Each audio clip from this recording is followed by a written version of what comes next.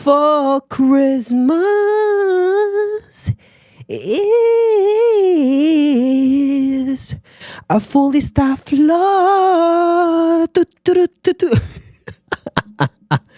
Hello, Bessie. It's your favorite caffeinated, medicated, and never hydrated nurse, Nurse John. And welcome back to your favorite therapy podcast, where all of your depression, anxiety, disassociation will go away, Bessie. I beg your pardon. I miss you guys so much. Did you guys listen to that? Christmas is here. Mariah Carey is here. She is defrosted, and so is Michael Bublé. Oh my God, Bestie, I miss you so much. It's holiday season, and I know, you're gonna be like, wait, John, but Thanksgiving hasn't happened yet. And I don't care. Listen, when the Burr month starts, September, and so is Christmas time, we start decorating. I start my decoration, Bessie. Have you start your decoration? Huh? Because my Christmas tree will be up in about 48 hours from now. I am just making sure that I have all my decorations because this year's theme is green. Baby, going green. Last year was red. Yeah, baby, what is your Christmas theme? Because I am ready to decorate my house. I'm so excited, you guys. Anyways, Bestie, I miss you so much. I hope life is treating you right and life is going on. And remember, if things are not going how you want it, just believe in yourself and you got it. Ooh, that shit rhymes, baby. Listen, guys, that is true. Listen, if things are not going well, tomorrow is another day to make it right. And it's gonna go, baby. When it's your time, it's your time. Remember that. And Bessie, before we proceed, do me a quick favor. If you're listening to this episode right now, make sure you download this episode and all other episodes. And baby, don't forget to follow our podcast on Apple Podcasts, on Spotify Podcasts, and turn on that notification. And make sure you share the episode you're listening to on IG and tag me. And I beg your pardon so that I can repost it for you, Bessie. Do you understand that? That's a bit commanding. But do you understand that, Bessie? Period. If you can follow your manager's request to update your whiteboard, you can do the same and share therapy to others. Right? Period. And baby, if you're wondering what kind of scrubs I wear during my shifts and on my videos, it's called Gardmalade. Gardemalade. And that, baby, is the only scrub company I wear. You can even use my discount code Nurse John GM. Only one N in this one, Nurse John GM. So you can get a discount when you get your scrubs. But yeah, Bessie, that's my scrubs. And also, don't forget to visit your favorite merch, which is almost sold out, Bessie. So make sure you get one of your merch from Nurse John. www.nursejohn.com. And the shirt I'm wearing right now, shift happens, caffeine helps. So make sure you get one, baby. Love you. And also, you can get a discount by signing up on the newsletter. And also, guys, I hear all of your requests. Bring this one back. Can we have more of this? It's coming, baby. So this holiday season, you got some new merch to give, to gift, and for yourself. Period. Bestie, this episode, I know you're waiting for this. This episode is all about a patient, a client, a resident you will never forget. Are you ready for this? Because all of the submission either made me cry, made me laugh, made me scream, made me shooked to the core, baby. I was like, I beg your pardon. That's all I could say, baby. Are you ready? Get your tissues ready, your coffee ready, and those mind empty, because baby, this is it. You're gonna relate to this. You're gonna know every single thing, every single detail, baby. Let's do this. Anyways, we've all had that one patient or that one client wherever you're working. You could be a nurse, you could be a doctor, you could be a social worker, you could be working in McDonald's, but you always have that one person or that one client or customer that would never, ever leave your head. they will forever stay. Whatever happened to them, to the situation, to the event on that day will forever stay in you. Cause baby, I have so many. I have like a whole library of patients I will never forget. Funny, scary, stories that makes me angry and all that stuff. But I have a bunch in my head and I can tell them for days, baby. We could be all sitting here and I could tell you every single thing. You'll be laughing, you'll be crying, you'll be screaming, everything, baby. But this one, you guys' submissions you guys submit to me are so crazy. Sometimes I'm reading them, I'm like, oh, should we even publish this one? Should we even be reading this one? But you know what? There's no filter in this podcast. You'll be hearing every single thing. You know why, baby? Because this is the truth. Okay, so let's head on because I talk too much, you guys. I talk too much, but this is the point. This is me. I'm showing you me. Okay? So let's do this. First story. I had a patient who I called a rapid response on. She was young, 54, diabetic, was found at home, had a cerebral infarct. And just to preface this, 54 is still very young, you guys. That's not old yet. That is considered young. Again, if you're in a hospital and you're between like 40s to 60s, you're still considered young, baby. She had a GI bleed and at baseline was unresponsive to stimuli, had a tracheostomy in. She was obese, so she had a hard to turn and position too. She ended up throwing up clots out of the trach, mouth, and nose, and I called the rapid response team. I had to transfer her quickly to ICU so I could start her blood transfusion. When I was transferring, I was holding her hand and telling her, "You're gonna make it through, I got you." In my heart, I feared she was not going to make it. I visited her the next day while she was in the ICU and told her, "I'm still here. I got you." That is so sweet. Something I would do the same too. A month later, she was back on my floor and still unresponsive at baseline. I kept talking to her to let her know I was still there for her. She eventually was more responsive weeks later, and when she opened her eyes, she grabbed another nurse to get me because she apparently heard my voice. I went over and she had tears in her eyes. She pointed to me and said, "I got you." I broke down crying and then hugged her. She's still working hard in a rehab center, but she had made it through. The power of prayer and strength. That is so, so sweet. So a lot of people who do not work in healthcare, let's say family members or anyone who has never been in the hospital or know anything about medical field, thinks that if a patient is unresponsive, they do not hear you, they do not understand you, they do not respond. The thing is, they may be unresponsive, like let's say in the ICU when they're intubated or whatnot, but they can actually hear you. Like they may not respond to you verbally or move or anything, but you keep talking to these people and they still hear you. They just aren't able to do it because, probably with whatever situation they're in. But again, talking to these patients, even though they're unresponsive, is something very, very important to do because this is how you stimulate them and encourage them to keep fighting so they can get back to normal.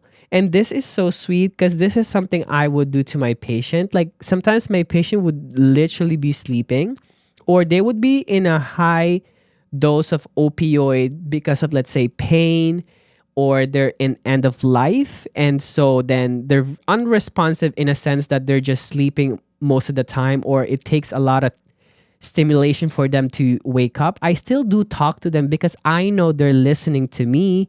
It is just the medication side effect that's causing them to be that way. And sometimes, whenever I talk to my patients, let's say I'm just sitting there and they're not responding verbally, I talk to them, I would tell them stories and whatnot. Sometimes you see their eyebrows moving or there's a tears coming out from their eyes. And I just know that they are present. They are there mentally and they can hear me. And it's just so important to do that because, these people who are unresponsive also needs a lot of attention. Like give them attention. They feel alone already fighting through the battle of like whatever disease they're fighting for. And at the same time, they cannot even do anything. Like they don't even have control over their body. So having someone in there and letting them know that you're not the only presence in this room and I am here and I will take care of you is so, so important. So this is so sweet. Thank you so much. And I just know that your patient appreciate you so, so much. Next, I work as a trauma nurse before I became a NP.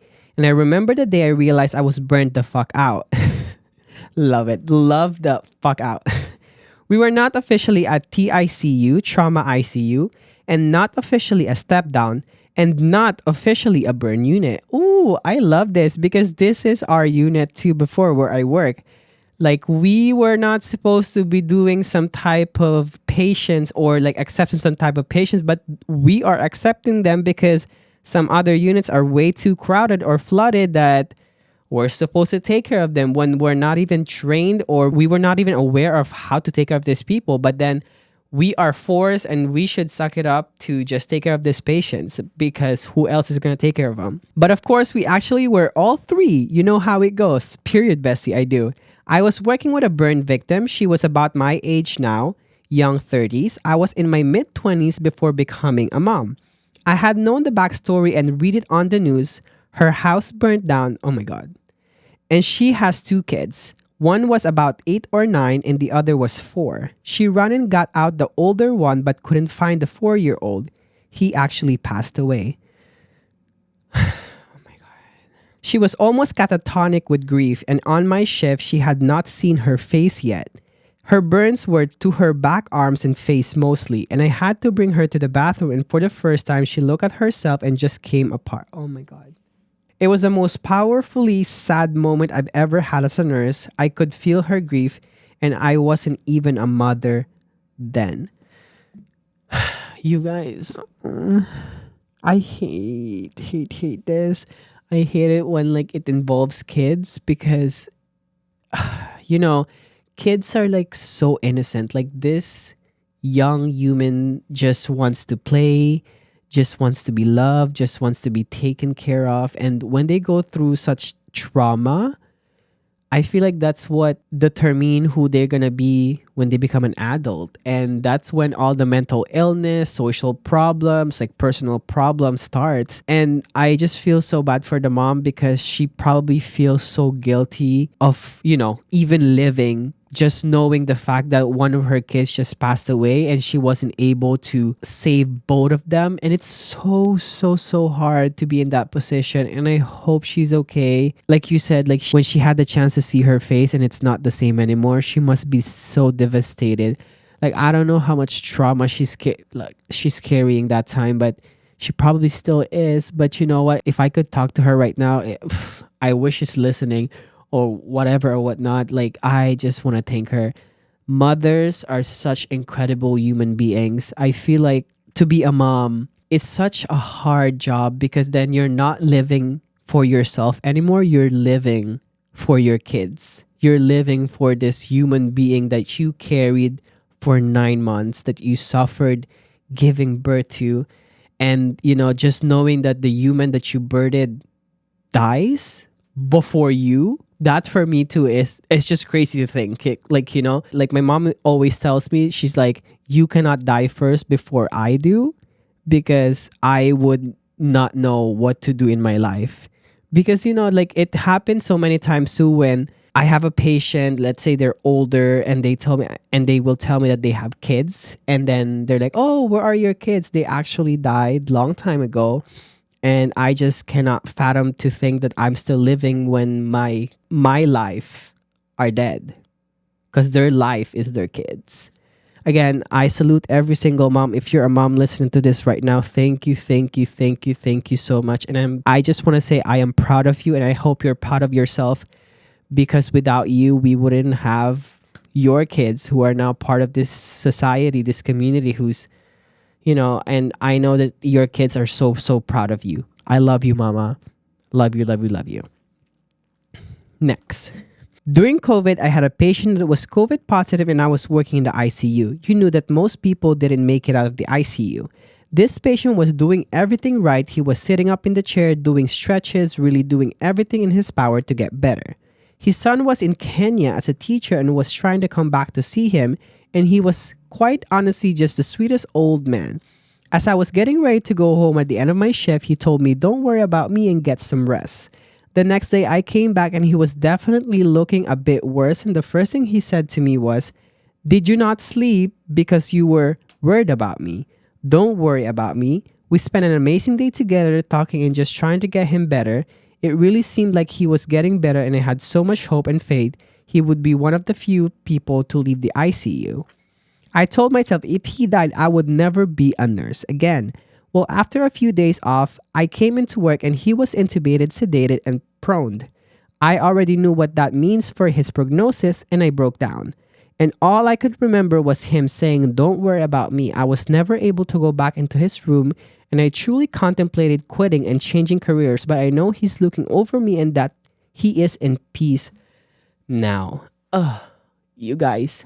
So I just want to explain this to people who's not in healthcare or who's not a nurse, but you guys do not understand how much trauma can one patient gives us. And I'm not saying this as, you guys are the reason why we're mentally ill or like we're suffering from like mental illness.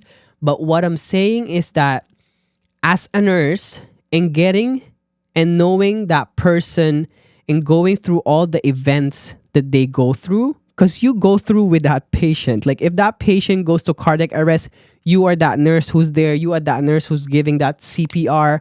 It's either you revive them back to life or not. But then, after they leave the hospital, let's say they survive or everything, they continue on with their life.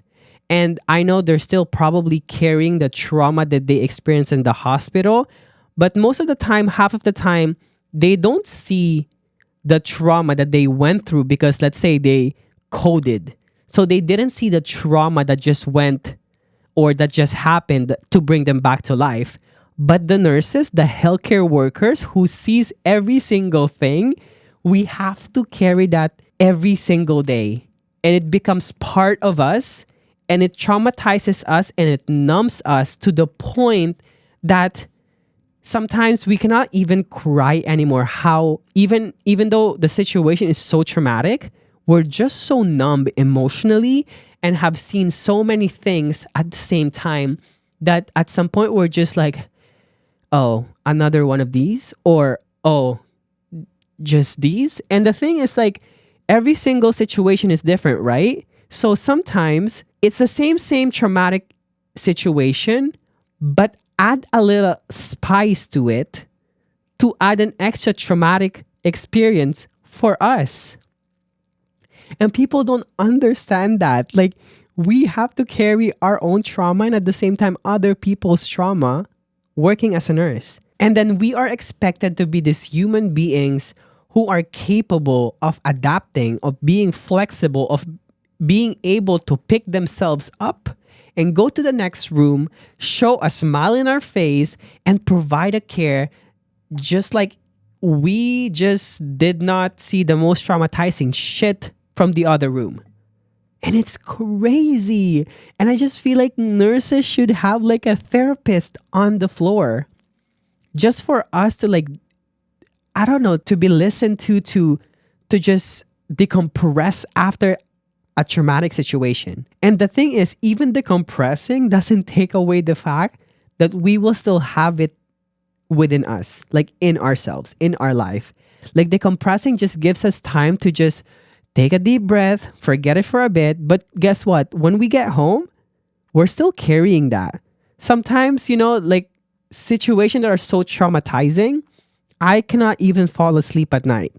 I would be lying down in my bed and I have the whole scenario that just happened that traumatizes me in my head repeatedly playing in my ceiling when I'm lying down in bed. Imagine that.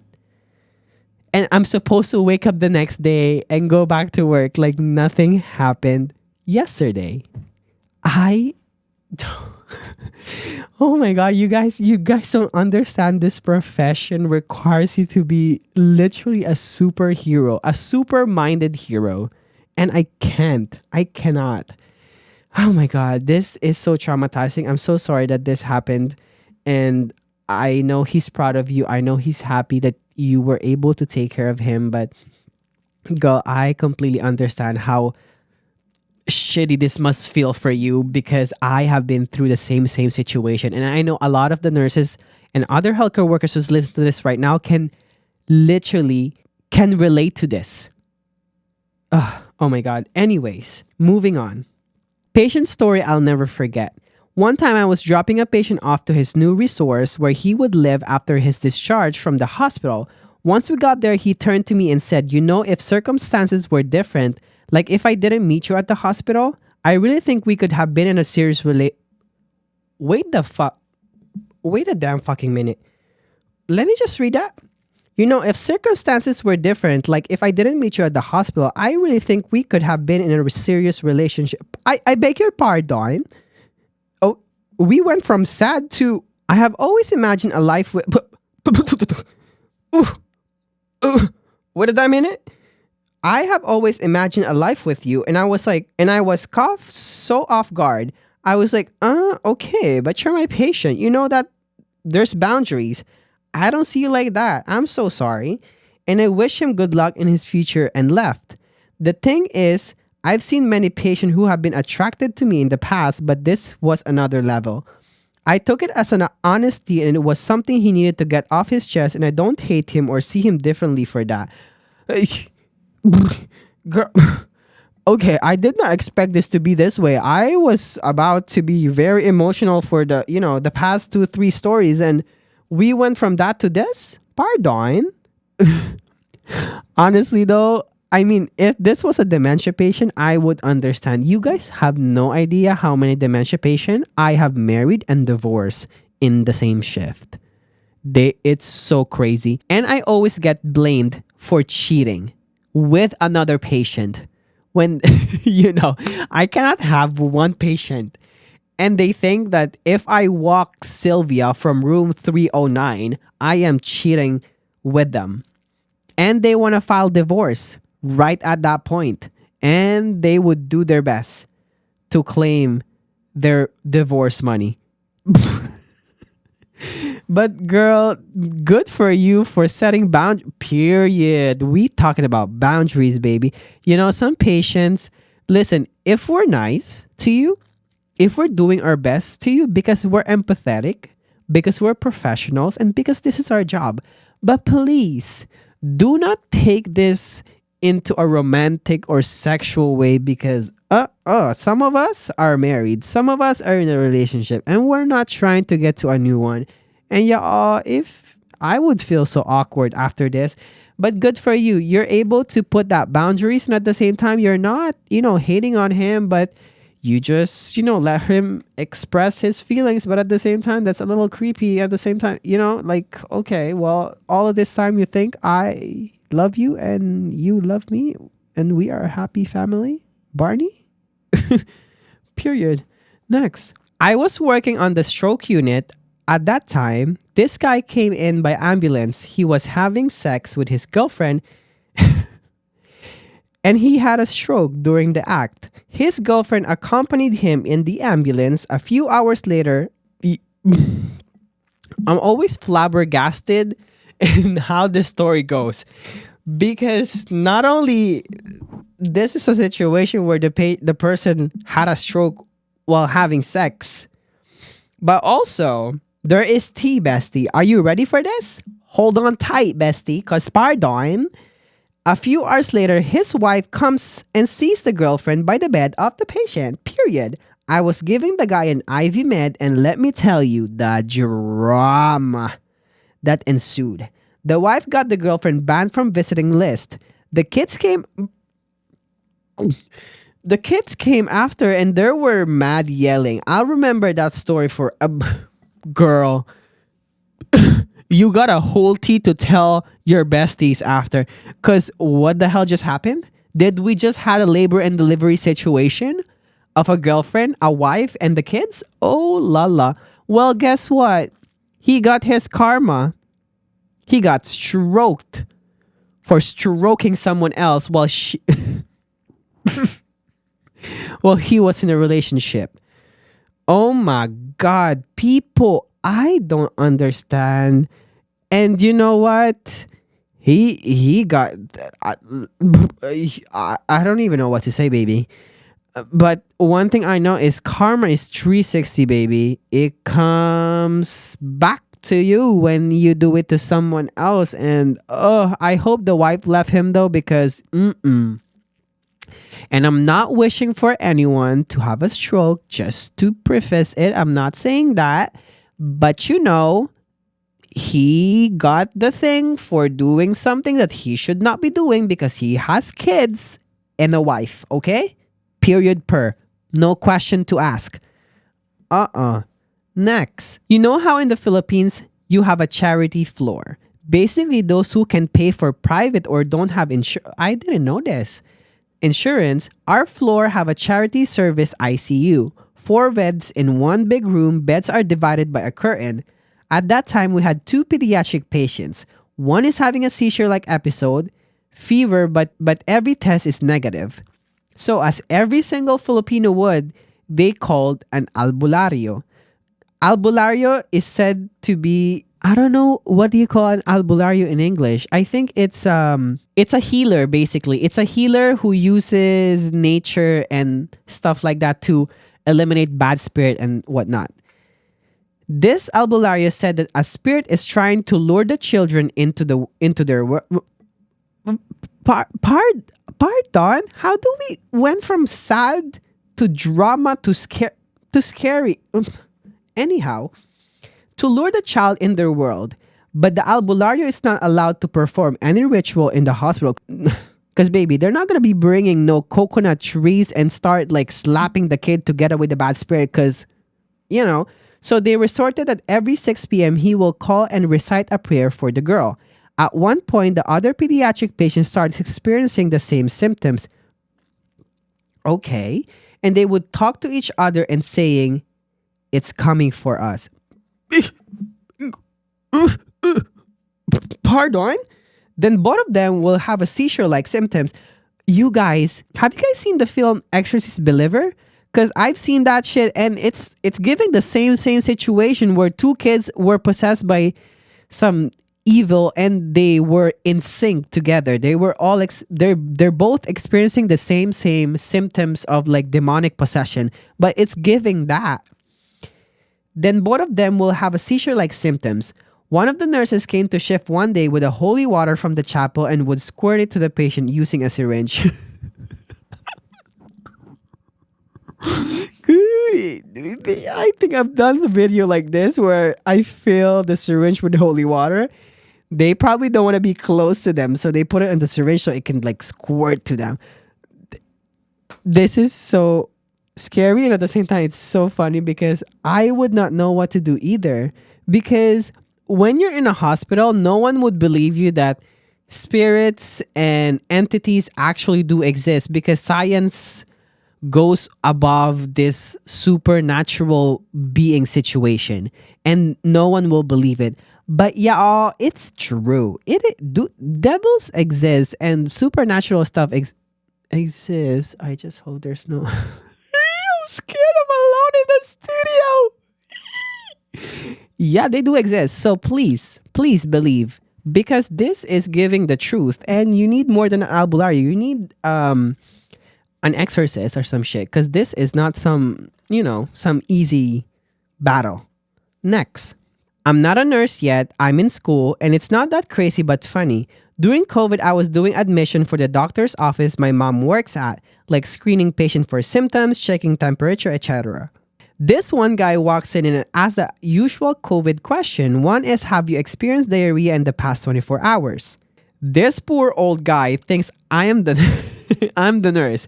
He tells me all about his explosive diarrhea down to the color and the texture. He was desperate for help. I had to politely explain to him that I was simply doing admission and the nurse practitioner would be with him shortly. After that, I rephrased the question to, are you experiencing any new or worsening diarrhea? Oh my God. So the thing is, people are just scared and they just need help, but they don't even think or anything like that when they're in that situation. Even when I am in so much pain, I don't even care what's going on. I just want to be treated. And I'm that type of patient. I'm sorry, you guys, but that's just me, okay? Next. I work as a CNA on a med-surg long-term care unit while in nursing school. One CNA told another it was shaving day for the patients. which she thought the other CNA understood shaving the men's beard to keep them nice and clean. I feel like I know where this is going. A little while later, we go check on the CNA who's supposed to be shaving the man's beard, but she shaved a room of 4 patients' head.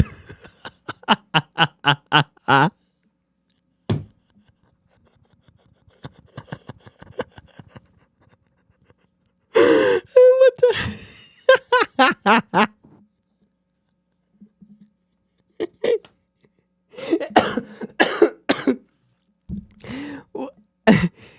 Oh my god, wait. A little while later, we go check on the CNA who's supposed to be shaving the men's beard, but she shaved a room of 4 patients' head bald, including women. They all look like a cancer patient. It was awful. Some people don't give full attention. You guys, listen.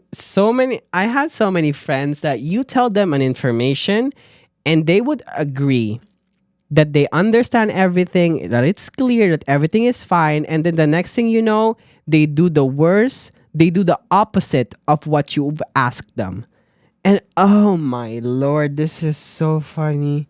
Those patients must be so freaking horrified when they look at the mirror. And I do not know what. Oh my god, you guys, this is so awful for the not the women. I mean, the guys are gonna grow it back in like 2 weeks, but the women, no, not them being bald. Period. Okay, moving on. So here's a crazy story regarding a patient of mine. I work in plastic surgery.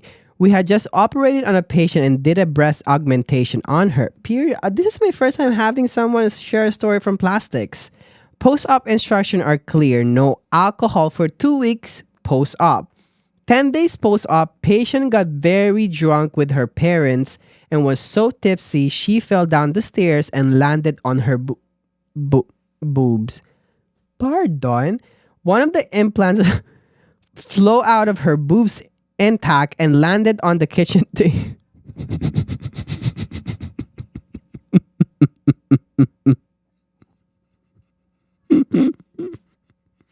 She called me panicking and asking me what to do to put it back in.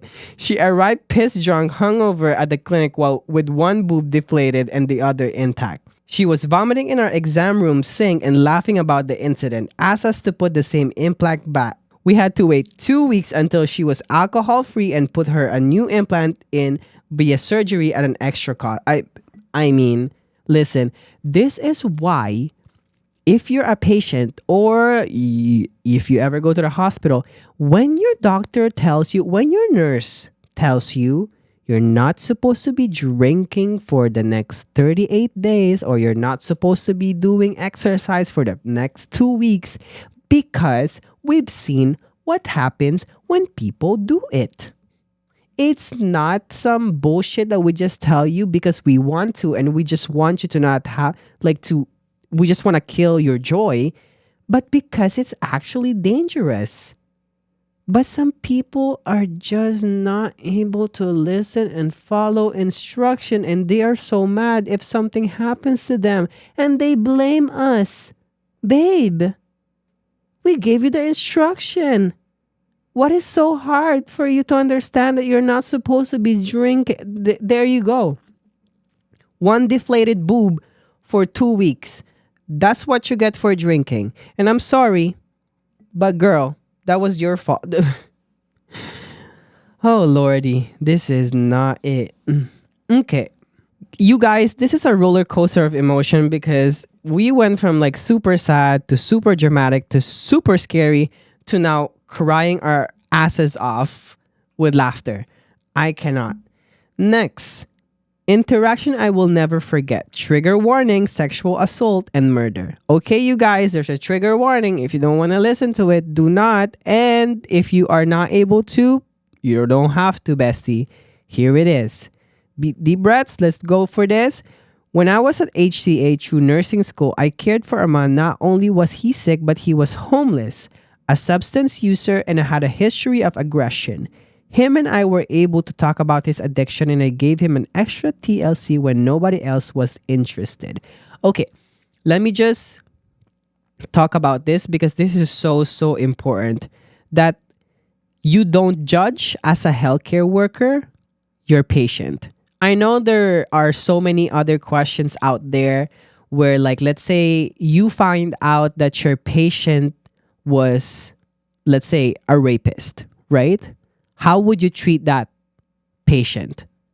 You treat that patient equally because as a healthcare worker, it is your job to provide care to all of your patients equally. And if you cannot, because it affects you or it's just against your beliefs and or you're just not comfortable, you can refuse care.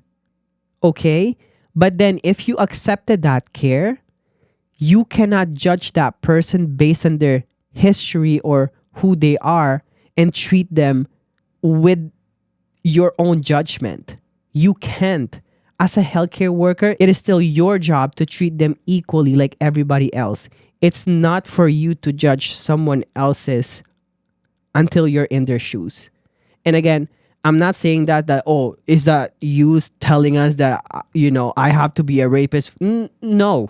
What I'm trying to say is that again, as a healthcare worker, equally is how you treat everyone else when you get them in the door and when you accept to give them the care.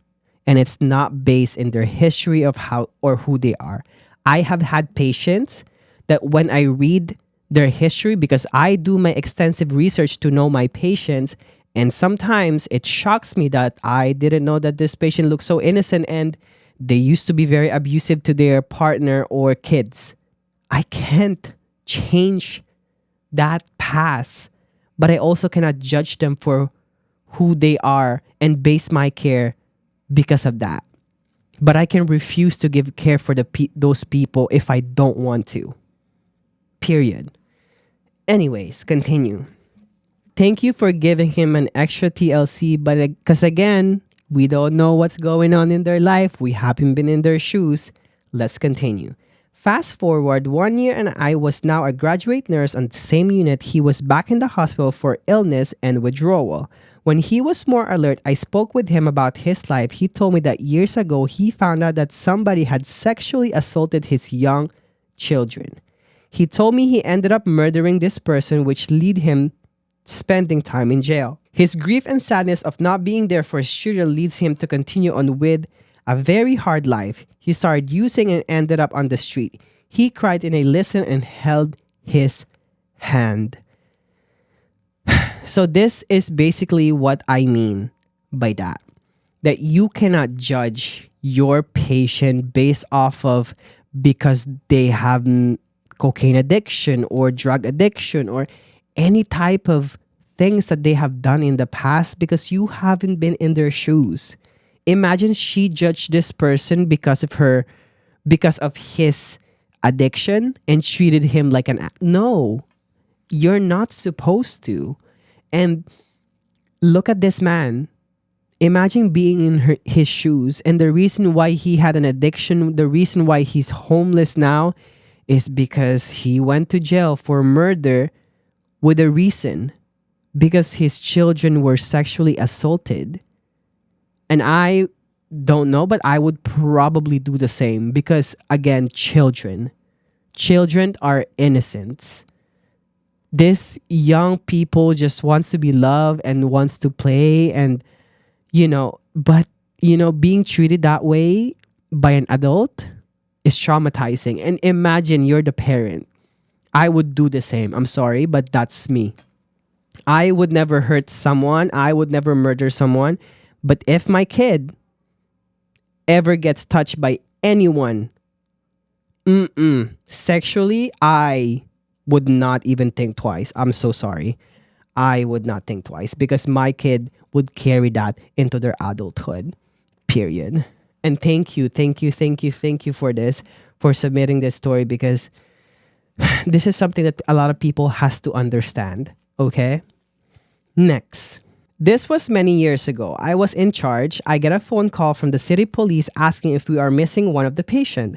At that time, we had 30 patients, 5 nurses, and 2 aides. So I was like, it's possible. wait a minute. You have 5 nurses and 2 aides, and you guys only had 30 patients? It's giving fully staff and extra. Baby, where is this? Sign up. I'ma sign up right now. I'ma take a full-time position. Because if we're gonna be 5 with 2 aides and we got only 30 patients, baby, we are running good. He told me one of your patients is at Kmart and his and his IV pump is beeping. The IV pump again. The goddamn pumps are beeping. We are sending him back. Somehow the guy had got the IV pump and pole in his car, drove to Kmart and got what he needed and came back. Well, listen, if he wants to, he would. The IV site patent, clean, dry and intact, despite his little advent. Why are you guys playing with my emotions right now? I'm like up and down. I don't know if I'm gonna cry, if I'm gonna laugh, if I'm gonna be shocked. I swear God, some patients literally have superpower. You know what? I think instead of calling us superheroes, why don't you call our patient the superheroes? Because some of them are the Flash. Some of these people, I'm telling you, are so fast they can escape the hospital in about 2 minutes. So why don't you guys call them the superheroes? Because they actually got superpowers. They can climb ceiling like Mr. Smith, and they can even run fast, naked too, with an IV pump and an IV, and they can come back IV intact, clean and working. That's the real superhero, not us, baby. I do not. I mean, he probably was hungry and he needed snacks, and he went to Kmart and got back. Listen, I could not blame him. The snacks they give in the hospital is not that good, so I gotta go get my food quickly. I cannot do this. Next, during my final clinical in nursing school, a fellow student on my floor was assigned a new patient. While brought down to our unit, there was an attached stack of paper which document his long history of violence and harassment at this hospital alone. That being said, within 30 minutes of his admission, he was caught trying to pull out the central line in his neck. Oh my God, that's a lot of bleeding, baby. All available nurses came running into the room, and the nursing student was positioned close to him at bedside. Some were trying to hold down his arms and others trying to untangle the tubing that was wrapped around his fingers. When his hands were free, he quickly grabbed the stethoscope around the nursing student's neck and began choking her with it. Oh God! Luckily, she was able to slip her head away from the lock and she fled the patient's room with watery. The very next day, I was assigned to this patient and gave him his afternoon medication. That nursing student had his or her first ever traumatizing experience. This is why when I go to my patient's room, I don't even carry my stethoscope. I leave my stethoscope in the nursing station, but I put a tag in it or something. Next time, when I go back working in bedside, I will put an air tag in my stethoscope. So whoever takes my stethoscope again or exchange it, I will know. You know why? Because I'm going to put that air tag on, baby. That shit's going to be sealed so no one can steal it. But yeah, I leave my stuff in the nursing station because, you all know, patient can change mentally in a span of like 2 minutes. They could be the nicest person one moment and the next they're trying to choke you, and I don't even know but this one has a history of harassment and has a history of aggressiveness. And why don't this patient have like a note on the door? Sometimes, like in our unit we would put like a little paper or a little color coded something to kind of like warn everyone, or in report, we let them know what this patient is capable of doing so that the nurse, it's not judging the person, okay? It's not judging the patient. It's more of like preparing the next nurse or someone who's going to be going on that room, because you want to know what has happened in the past. And again, you're not judging a person from their past, but it is a possibility that could happen again. Just like this situation, they didn't take precautions in, making sure that before you assign a nursing student in this room, you make sure that, a patient is not violent, just like this patient. because this could happen. And look at that nursing student. She probably traumatized as fuck. I would be too.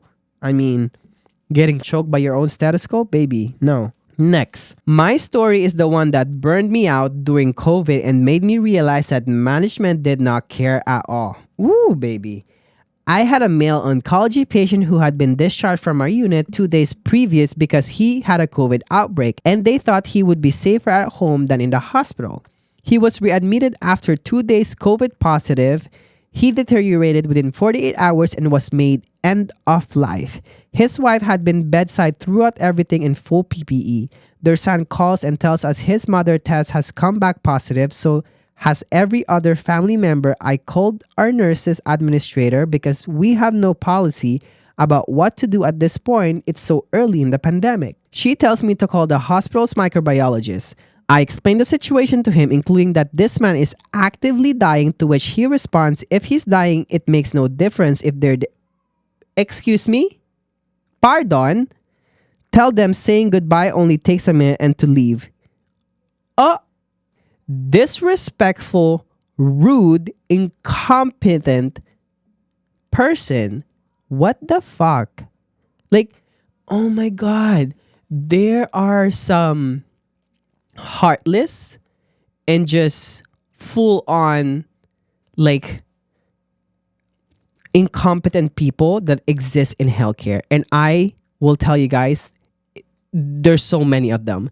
Like, you don't understand why they are in a compassionate, caring, field when they cannot even feel for someone else's, for others. Like, this is so fucking rude. I don't understand why this microbiologist would say that if he's dying, it makes no difference if they're there. F you. And oh my God, I don't wish that it happens to you, but I hope like you experience something like close to this for you to know how hard that must be for a family to hear that from a healthcare worker. Oh my God. Oh my God. And I'm sorry, I don't wish for him to experience that, but it's just, what the fuck? And listen, I have had this kind of situations before where, the patient is like end of life and, a healthcare worker would literally say, they're dying anyways. Well, bitch, be on that position then. And let me tell you that same shit so that you feel that way. I'm going to tell you that straight to your ear, straight to your face. And be told, it's okay, you're dying anyways. Yeah, make it comfortable for them. Make it safe for them. Make it enjoyable for them. Because dying should not be a fear. Because dying is only the beginning of your life. That's how I see it, okay? But, if you can reduce suffering, if you can make it comfortable, relaxing, and peaceful for someone to die, why not do it? Oh, I am so sorry. And girl, I tell you, it's the same thing for me.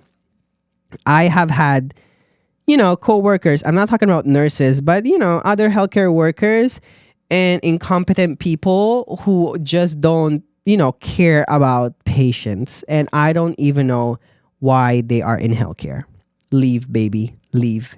You guys, I don't know how to feel. This is such a roller coaster of emotion. I don't know if I'm going to be sad, scared, mad, happy, everything. I'm feeling everything right now. And I hope you do too, Bessie. I hope this one is good. Okay, let's read this. I work in a long-term care hospital.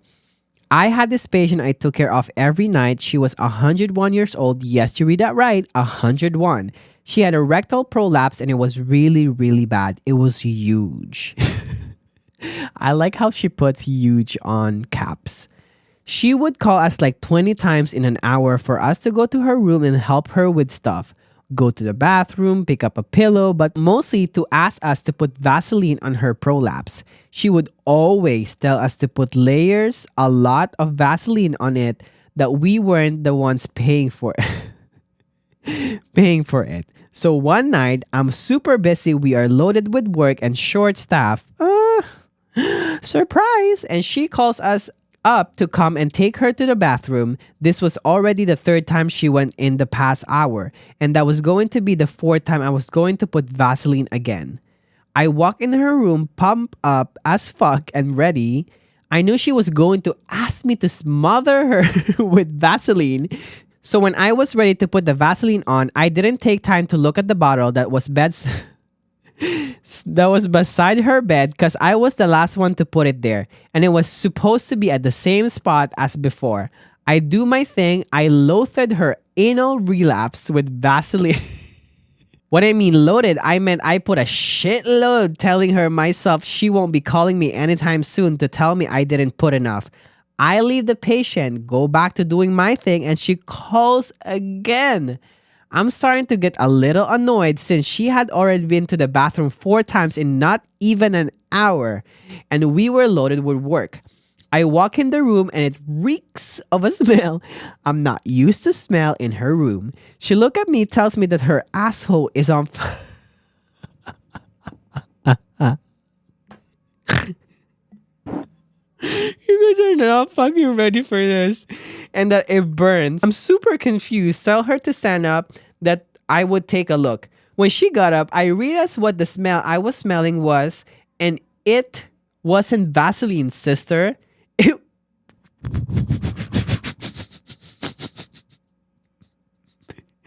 It was Vicks. Baby Vicks. Vicks Vaporub. And you sent me a picture of the Vicks. I had put a shitload of Vicks Vaporub on this poor 101 old lady. The bottle looked the same as the Vaseline, and I was so used to put the Vaseline, which was always at the same spot. Turns out she had placed the bottle around, and this was the one that was at reach. This happened 2 years ago, and I still feel awful about it. She kept on saying her ass was on fire.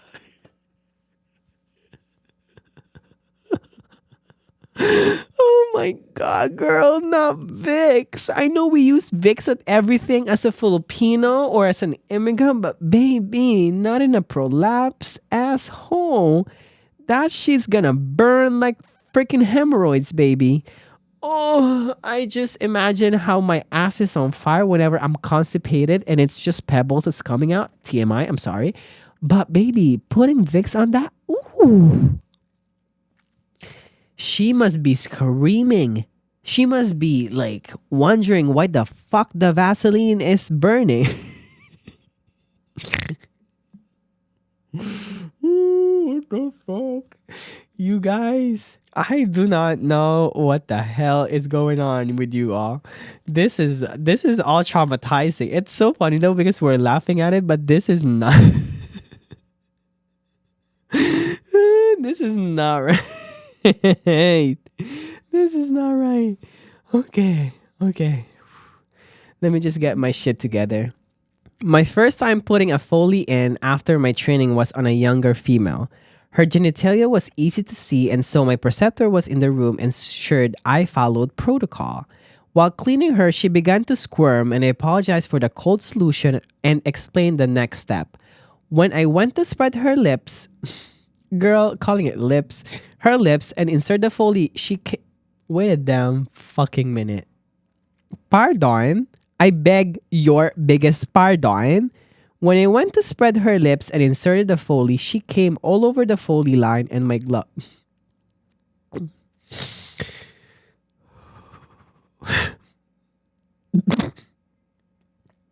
I didn't know what to do, and my preceptor stopped me and apologized to the patient because we would need to restart to ensure the area was clean and sterile.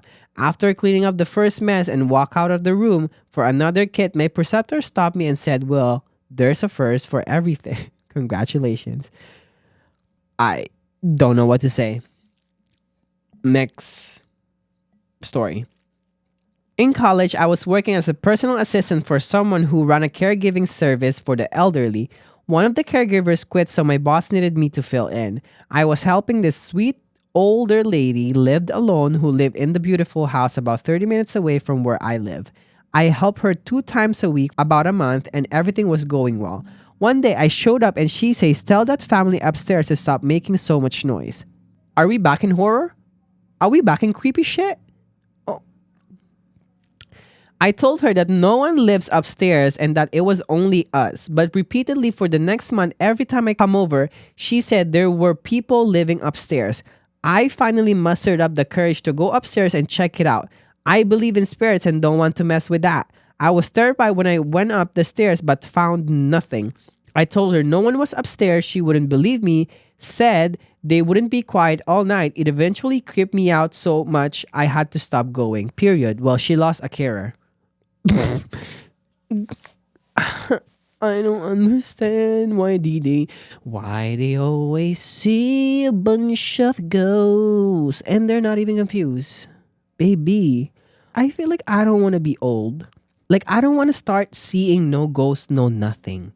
Like come on, y'all. Like how the fuck do you get so vulnerable when you're so old? I mean, yeah, sure, but like, oh my god, girl, I cannot do this. Mm-mm. Next, one time as a CNA, I was a memory care toiling residents from my hall before my shift finishes. Mr. Smith, let's name him Mr. Smith, asked me on the way to his room, "What are you going to do today after your work?" I replied, "I have to go home and do my homework." Disappointed, he replies, "Oh, I wish we could go out and groceries to get together." Then I said, "Maybe another time you can help me with something different later for activity from today." He said, "Okay, I'll be happy to help." Later, while toileting on another resident, Mr. Smith number 2 said, "You are so nice and always smiling. Do you want to marry?" Do you want to marry me? I smiled, laughing, and replied, "I am so sorry, Mr. Smith number 2, but I am already married, but we can still be friends." "Oh, nice. I would love to be your friend." Oh, I love and miss the residents in memory care.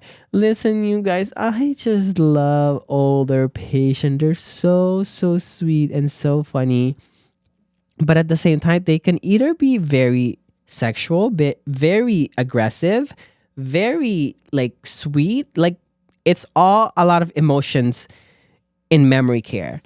And I'm telling you right now, I am working in like a long-term care with my students, and like all the residents have different personality and different like emotional baggage. You know what I mean? And I just feel bad for my nursing students just because like, you know, they get to experience all of those things, but they have to so that they can be introduced to what the reality is of working in healthcare, that you're not going to always get nice patient, that there are patients out there who are rude, who are disrespectful, who are not, you know, who are sexualizing things. And you have to put boundaries on that so that it doesn't happen to you, or they don't disrespect you, or they think that they could just do things.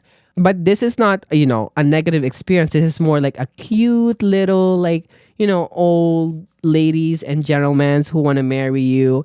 And they're so sweet and they just want to divorce you after 2 minutes. But at the same time, oh, I love memory care. It reminds me a lot of my grandpa.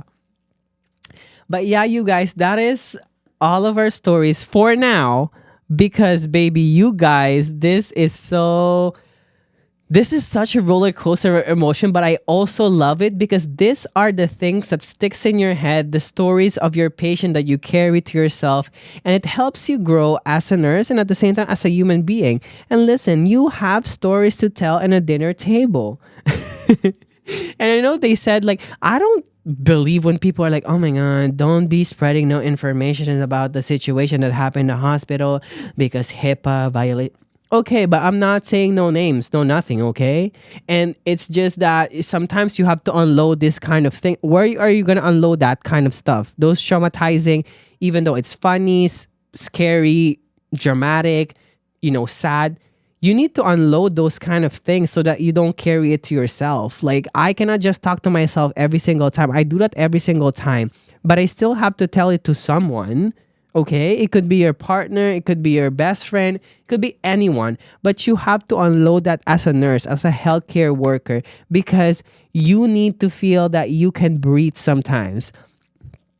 Again, all of these things were not taught to you, that you're going to be experiencing all of this and you're going to be carrying this to yourself alone. And it's going to follow you until you're 65 or 70, hopefully with no dementia. But if you have dementia and you forget all of the traumatizing shit, lucky for you. I'm not saying lucky because you got dementia, but like lucky for you that you forget it. But like what I'm trying to say too is that you carry this until before you die. Cause baby, working in healthcare is extremely difficult, physically, mentally, and emotionally. And again, I salute every single healthcare workers, and I'm talking about all the healthcare workers, but mostly I salute my nurses because oh god, you guys, I don't know why we went in this profession. It's so freaking crazy. And we're not even paid properly. Like, you know what I mean, Bessie?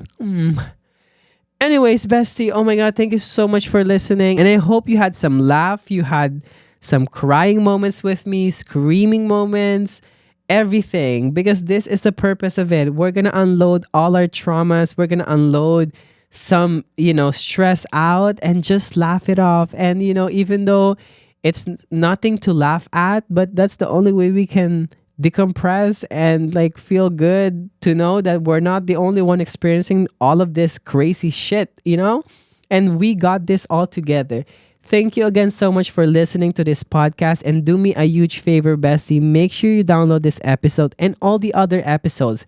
This way our podcasts are always going to be in the top charts. And also make sure you follow us and turn on notification in Apple and Spotify podcasts, and make sure that you screenshot whatever episode you're listening and tag me on IG. And so I beg your pardon, IG, so that I can repost it, Bestie. I love you so much. Don't forget to share your stories and I beg your pardon, and always be on alert because I'm always asking a lot of different stories from you guys. That's another way for you to unload any or whatever trauma you're carrying. Because Bessie, if you cannot tell it to other people, you can tell it to me and to all the listeners of I Beg Your Pardon, and we would understand you, Bestie. I love you guys so much. And again, don't forget to check out www.nursejohn.com and get your merch, Bestie, and sign up to the newsletter so you can get a discount code. I love you guys so much, and I will see you again next week. Stay caffeinated, medicated, and hydrated. You got your tumblers. Go hydrate yourself. I love you. Take those meds. Mwah.